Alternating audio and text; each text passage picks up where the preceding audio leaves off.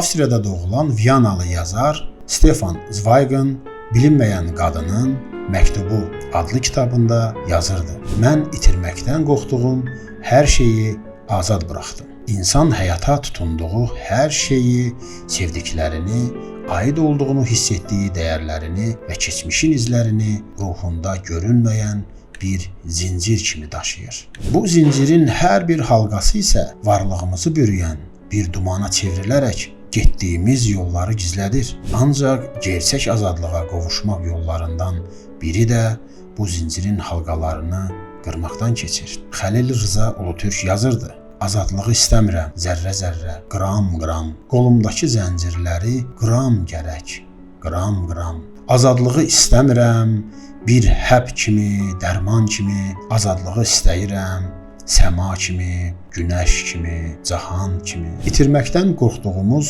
hər şeyi sərbəst buraxmaq əslində özümüzə yeni bir nəfəs almaq imkanı yaradacaqdır. Bu şübhəsiz ki, cəsarət tələb edən bir addımdır. Ancaq bu zincirlərin ağırlığından xilas olmaq addımlarımızı yüngülləşdirir və bizləri yeni bir başlanğıclara doğru qanadlandırır. Zincirlərimizdən sıyrıldığımızda həyatın daha öncə görmədiyimiz tərəflərini, gözəlliklərini görməyə başlayacağıq. Unutmamalıyıq ki, ən qiymətli olan bərk-bərk yapışdıqlarımız deyil, ruhumuzun dərinliklərindəki azadlığımızdır. Və sonda bir aforizmlə fikrimi yekunlaşdırmaq istərdim. Mərhəməti olmayan yırtıcı insanların hamısı uduzacaqlar. Hər gün bir şeylərin, bir gün isə hər şeylərini.